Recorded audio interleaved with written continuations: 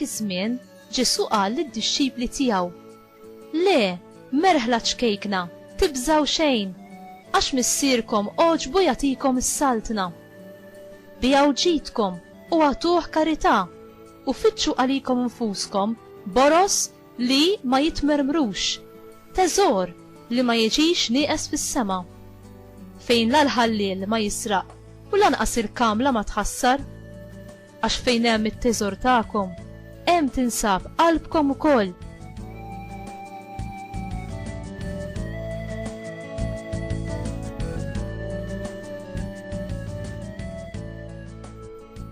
Żommu ġembejkom mħażma u l-imsibaħ tagħkom mixewla.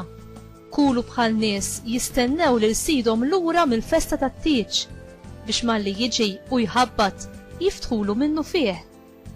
Ħenjin dawk il-qaddejja li meta jiġi sidhom isibhom jistru.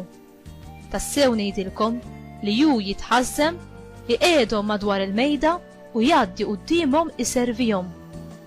U kieku kellu jiġi fil-ħin tat-tieni sara jew tat-tielet u jsibhom xorta waħda fuq dmirhom, ħenjin huma.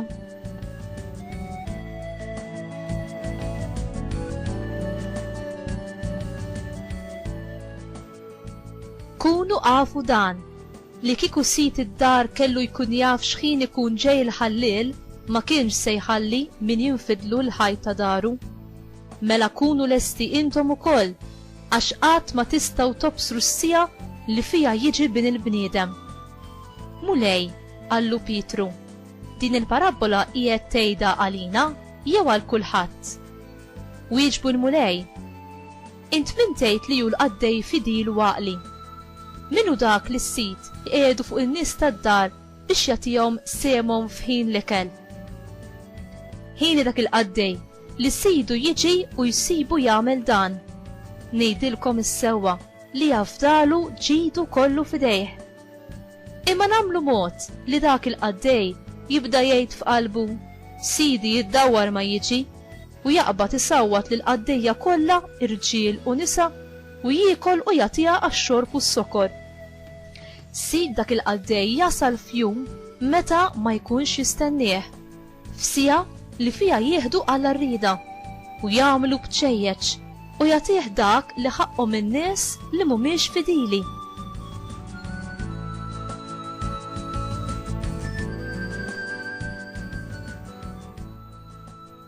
U dak il-qaddej li jkun jaf xi jrid sidu u madankollu ma jħejjix jew ma jagħmilx li jrid sidu, swad kbir jaqla.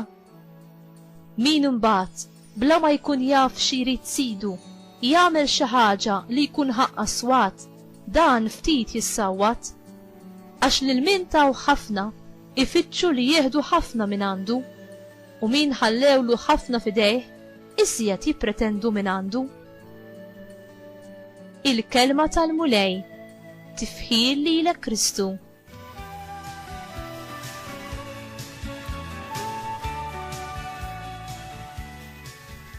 X'jista' jgħidilna l-eżempju tal-ħallil li jiġi bil-lejl dwar is-saltna Alla?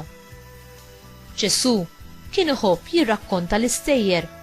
Ħafna minnhom kienu jispiċċaw b'tibdil drammatiku fiċ-ċirkustanzi li wieħed ma jistennihomx. Tista' timmaġina il-ħallil jafżal il-vittma minn qabel meta jkun se jisraqa.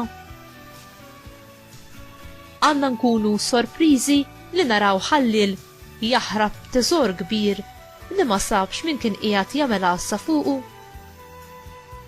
X'tgħidilna din dwar it-teżor li Alla fdana? Meta Alla joffrilna s-saltna u jagħtina teżor bla qis, kif juru wkoll il-parabola tat-teżor moħbi fl-għalqa u dik tad-drakma li kienet tiswa ħafna f'Mattew kapitlu 13 versi minn 44 sa 46.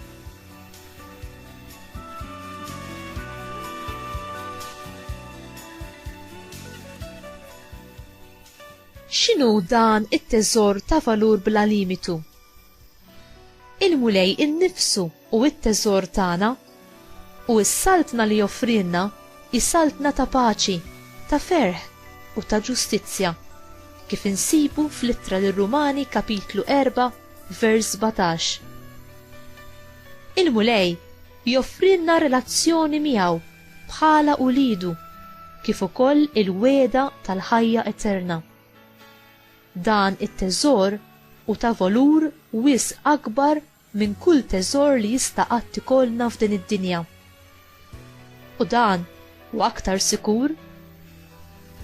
Imma huwa possibbli li nitilfu dan it-teżor jekk ma nagħmlux qassa fuq dak li ġiftat f'idejna minn Alla.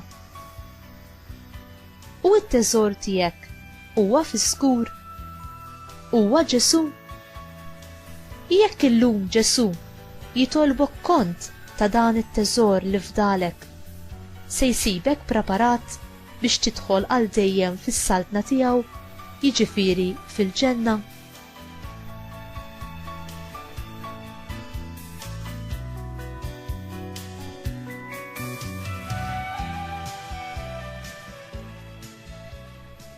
Sinjur Alla, għamel li nkun għaqli fil-mod kif jien neżerċita ir-responsabbiltajiet tiegħi. Ħankun noġbok f'kollox. Għażiża Marija, int li int it-tron tal-erf, itlob għalija u miegħi biex inkabbar fija id-don tal-erf u tal-prudenza mogħtija lili mill-Ispirtu Santu, ħalli nagħmel użu tajjeb tad-doni, tal-ħin u tar-riżorsi li ġejt fdata bihom. Amen.